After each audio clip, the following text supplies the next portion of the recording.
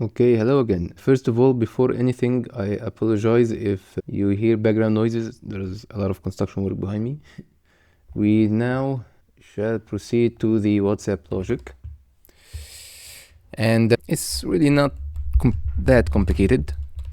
And I'm not going to explain everything in it, but let's see the main logical sequence of what's happening.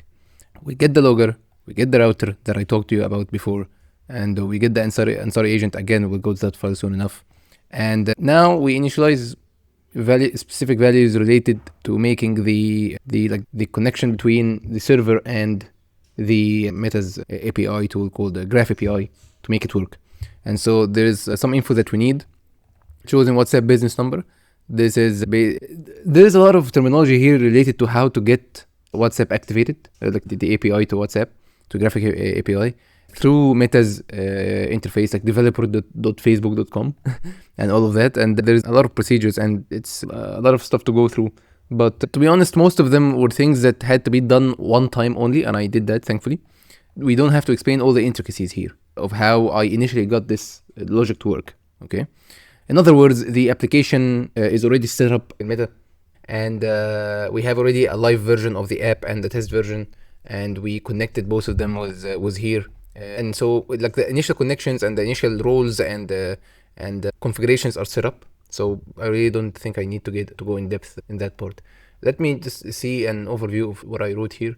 This file aims to extend the main API, like I said, with fast API endpoints, which handle incoming WhatsApp webhook messages. And I think all of these are stuff that we know. The credentials, I said I don't need to explain it that much. And the presenter, again, the same tricky note here. The presenter isn't really presenting in our case, because what's presenting is technically the endpoints that we have here, which get the request and then return back the response. And the presenters here have a different logic. You can imagine something like the API presenter that I showed you before, but actually a little bit more complicated than that. The API presenter just did the logic for completing, if you remember the complete function. But you will see, for example, for the endpoint in main API called register user, for example, the details of how this is done is in the main API, not in the presenter. Okay. This is as well as the add message. The add message, we do the logic of adding or getting the thread history, and then all of that logic is written directly here in the endpoint. But in the main WhatsApp, however, I abstracted things a little bit. So the main purpose of like the only two endpoints that we have is a verification webhook and a main webhook. Okay, so the verification webhook is just a way to initially verify that the server which calls the Meta's Graph API server is indeed the server that we set up from the Meta's interface itself.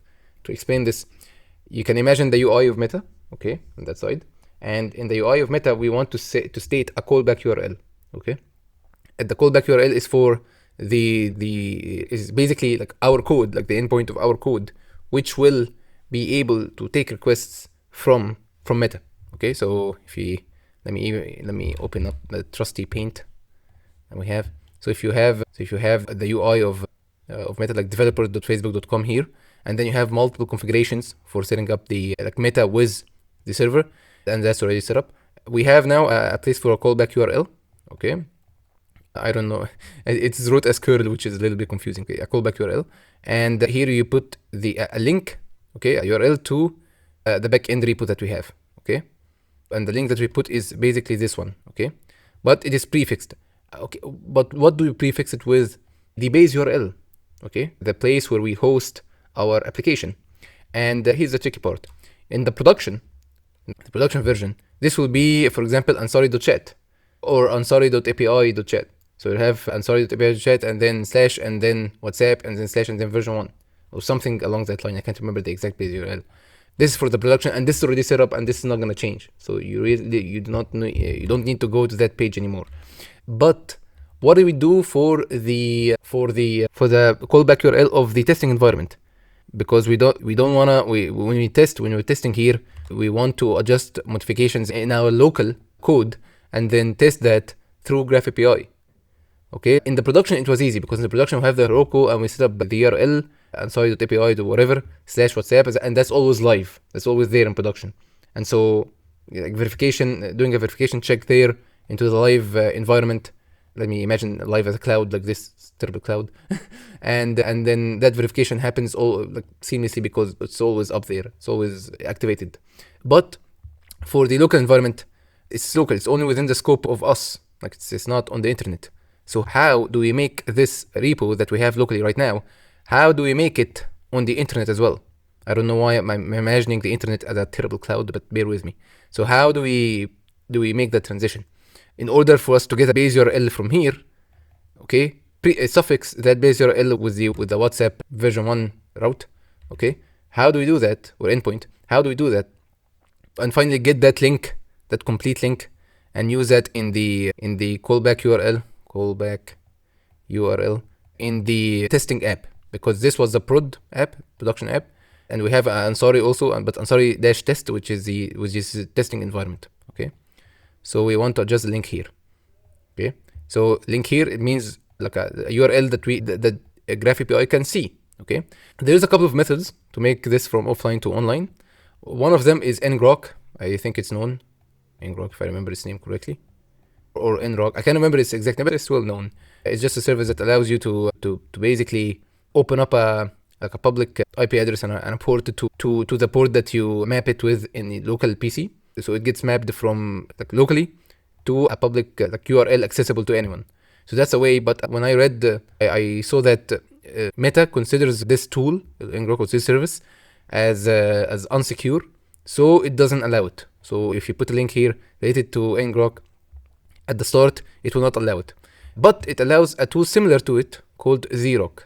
Okay, called Zrok. And so that's what we're using. I'm not really expert at the intricacies, or like I can't give a proper definition of what it is exactly off the top of my head. So I did an article about that, and I can refer that article to you. I put its details, I believe, in main API here, and the if main equal name equal main condition. Where is it? In this part. Okay, in the node 2 here. You have to use Zrok to test WhatsApp webhook locally. That's what I've been talking about in the awesome paintings that I've been doing. Check the resources at .env.example file for more details, because I did a lot of comments there that will go in a minute. But the too long didn't read version of it is that you should run the commands below. Initially, when you set up Zrok in your computer, you run this command. Okay. So you first get the Zrok exe file, which I have put here. Okay. And that's why it's in the .gitignore. If you see the .gitignore, you find it here as well. Okay, and so since we put it here, if now I type the Zrok command, it can be read. It can be read from here because I'm in the current work directory of this, and I have put it in the root as well. So if doing this command and then -h or whatever, this can work if I do it like that. Okay, we can globally install it as well, but I've put the instructions of how to do that in the article that I'll refer to in a minute. And so after you do that and you install it here, you run this command here, Zrok enable secret token generated. This, I will explain this in a second, but this is basically a secret token generated by Zrok for your device. When you make an account and when you connect, all of that steps will be shown in the articles that I refer to. But when you do that and connect the Zrok with your PC, the Zrok UI will tell you, okay, this is a secret token for you and for this device. You will take that and put it in the env file. And you can see an example of it here. Env example, or like the part where I put that key, Zrok share token. Okay, here I just put it in a very long way just to make it clear. Actually, no, I did not put it here. The Zrok secret token generated, I didn't put it in the env example. Why? Because we don't need that in the environment anymore. Like we run this command only when we just set up Zrok, like only when we download it and set it up for the first time. But in any other run that we do in your PC, you won't do these two commands anymore. So that's why I didn't put it permanently in the .env.example file. But we'll get back to this in a second. And then you run this command, Zrok reserve public localhost, the port that you want to connect to. So if we do the application here, if we run the server on local 8000, and this is the default one, like you'll see here that I think like 8000 is, I believe, is the default for Fast API. So when you run this and you don't specify the host, or when you run this file itself like this, and you don't specify the host, the Fast API automatically makes the host and the port localhost and 8000. So that's why I make it like this. I run this command. And so this command like connects this server at this location, the localhost 8000, to publicly, like to reserved public, with a name Zrok share token. What does that mean? I'll come back to this in a second. So these two commands you will run initially on the initial setup, and then when starting any new terminal session, like for example, when you're done with this, and then you want to, like for any later run, you open up VS Code and then you open up the terminal again, and then you're going to work on WhatsApp, then you run this command only. The Zrok share reserved. This command basically say, okay, now let's share the server that I've connected to here. Okay, let's share it, and to prove that I will share it in a consistent URL, I will pass to you the secret token of that URL. Okay, or like the share token of it. I know these details are vague, but they'll become clear when you let me tell with you the notes here, because there are a lot of notes, so I don't know if I'm going to explain all of that or not. But basically, you can read these sources to understand the part that I explained in Paint, the part of the callback URL and the verification webhook, and I even added timestamps for you.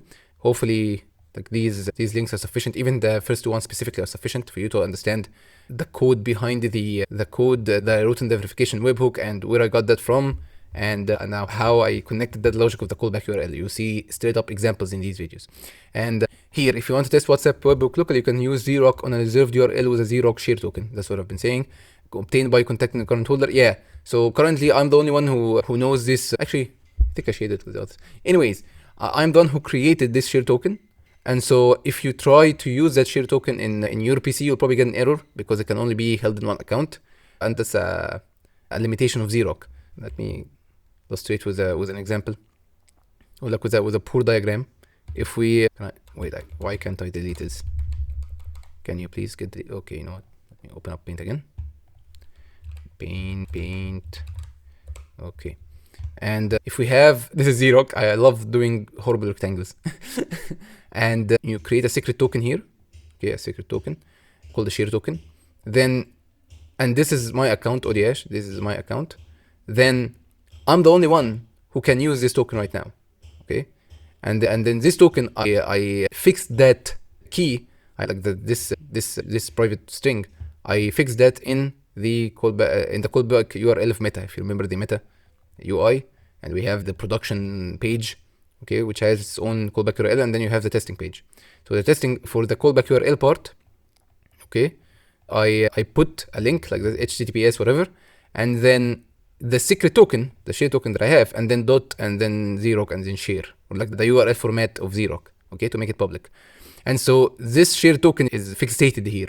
It's okay. I fixated it in this page of Meta, and that's it. Okay. So now you need to get this token for me, and then I need to deactivate the token from my end so that you can enable it in your environment. This is the Zrok of your environment. Okay.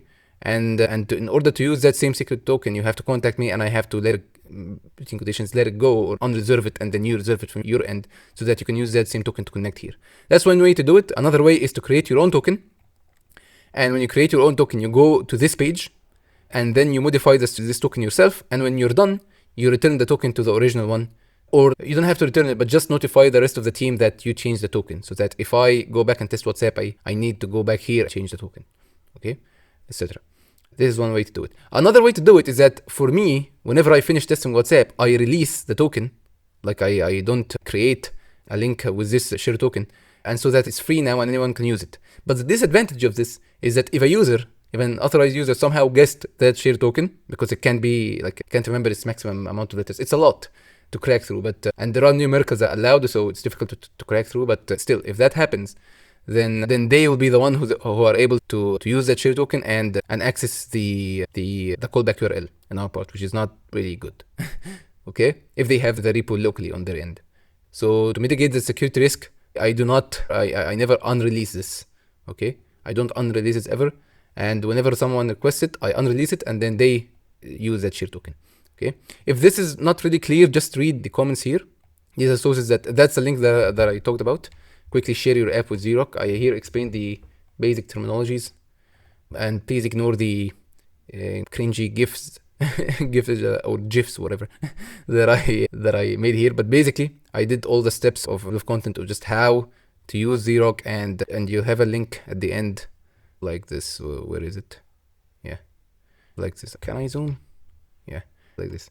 Your unique instance name to share to Zrok. Here, the share token that I created is called your unique instance name. Okay, so that's very unique. but yeah, so you'll have a share token like this, and so this, your unique instance name, right now, if I have this, and I'm reserving this right now, I can't remember if I released it or not, then no one can use this token in any Zrok instance that they make. Okay? So that's why it's it's completely unique. Okay, so that's the thing. And so again, if you're confused, just read through this, and read the sources here. I also have timestamps that will help you out. And yeah, and here I stated the options, and here I said that that you should contact me to get the Zrok share token, or alternatively, you can go to this link here in developers.facebook.com and change the callback URL. Okay, so I said here that if you go to that link, currently you'll see something like this in the callback URL form. You will see that I put a link like this with here the unique share token that we have. So you can just replace this part with your token, and then when you're done, you return it or something. Okay, this is all of this is done so that I may allow this locally testing and connecting this local environment with the internet so that Meta can see it, and I can get replies from Graph API to test the WhatsApp logic that I made. Okay, so I actually spent a long time explaining Zrok, but hopefully it's clear now. You can read that in your own time. And these keys, to be honest, these keys will be obvious when you read these descriptions. So I won't go into details in them. And not all of them are used. If I remember correctly, WhatsApp recipient, I ended up not using this. Yeah, it's only on config. It's not really used somewhere else. I don't think that's important, but most of them are used. But yeah, this is basically how I got WhatsApp to work. Again, the verification logic that's in the video that I mentioned in the comments. And then the main webhook handles the incoming WhatsApp webhook message. This is a part where just here in WhatsApp code, I'm the one who mostly did everything related to it. So now you see a lot of comments everywhere, just stating what each part of the code does. So I will not go into depth in explaining this. And it's pretty clear from the comments, like incoming webhook message is empty, invalid, or message status update. So I'm only expecting a specific type of messages from WhatsApp. Why? Because stating a callback URL or a webhook means is that whenever a new event happens from the user side, then we will receive a notification of that message. How is this notification received? Based on the type of message the user sent. So for example, if they just sent a message, then we will receive something like this. Meta WhatsApp API, structure of a user incoming message. So this is the structure if they sent a message, okay?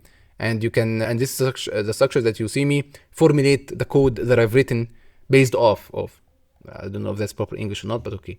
And everything here is clear. I tried to put that all in here because I didn't really find like proper sources from Meta to say this in a clear way. Probably they have, and I just didn't find it. Yeah, but there are other ways of notifications. So for example, if a user just reads a message that you sent, like if the Ansari agent replies in a message and the user has closed WhatsApp, the message will be delivered. Okay, so you'll get a notification that it got delivered. And then when he reads it, you'll get a notification, like a message like this. Notification means a message, a JSON like this, okay? You will receive a JSON like this that states that the user just read your message, okay? I'm not interested in all of that. I'm just interested in the message that the user sends me, okay? And now, the message that the user sent you can be multiple things. Can be its type. Type can be audio, or it can be an image, or it can be a sticker, or it can be a video, and all of that. And I've wrote all of these possibilities here in order for you to adjust your code accordingly if you need them. Currently in the code, I don't recall doing any logic for these stuff except the where is it? The text. The text. If it just sends a normal message, then it will be text and it will be body, and then this is the message that the user sent. That's it. I didn't do the logic for anything else, I think, except the location, because if we plan to do like a prayer time thing, we'll probably need the location from them. But other than that, I didn't use anything of these, I think. So yeah. Again, here's an example of the Meta API structure of a reply message. This is the reply message that I was talking about. The status can be either, where is it? Delivered. Yeah. So here, for example, status is the status key that we receive. It can be one of the following. It can be sent or delivered or read. And I've put details here if you want to read them, if you want to use that info for whatever reason, okay? We get that, and if it is a string, like we do proper checks, like if it's a location, then we handle location means handle how we reply to a location type message, okay? And if it's not a text, when we say that it's unsupported, and if it's a text, then we handle a text message, okay? We run this handle text message. You will see that all of these are functions in the presenter. So that's what I was talking about. The presenter here has a different logic. The presenter here is basically just the behind the scene logic, or like us like abstracting the logic in the main WhatsApp.py file, and we abstracted it into and put the main code actually, or the main logic or the detailed of how we do things, we do that in the presenter class. Okay, so that's why presenter means different things in when you're talking about WhatsApp and main API. But presenter in the SDIO and the files and all of that is what we talked about. Is the actual meaning of presenting. And so this presenter class has a couple of functions which helps the two endpoints in the main WhatsApp.py file. And so if you see here, these are all the functions that help us check relevant WhatsApp message details, check and register user, and all of them are apparent from the name. And if you can't understand them from the name, you understand them from the long doc strings that I write. And if you don't understand them from the long doc strings that I write, you understand them from the long comments that I write at each step. So I really won't explain this because they are like I'm basically writing English. Like the code here is like basically English. It made the code long, but to be honest, it should be understandable. The most important part was the Zrok and all of that, and I hopefully explained that well. And if I didn't, the comments will hopefully help you out. So that was related to WhatsApp. I think I'm done now with the WhatsApp logic. And now remains the Ansari agents, the actual LLM part, the actual good stuff, and a couple of more miscellaneous files, and the Ansari database, and we will be done. Hopefully.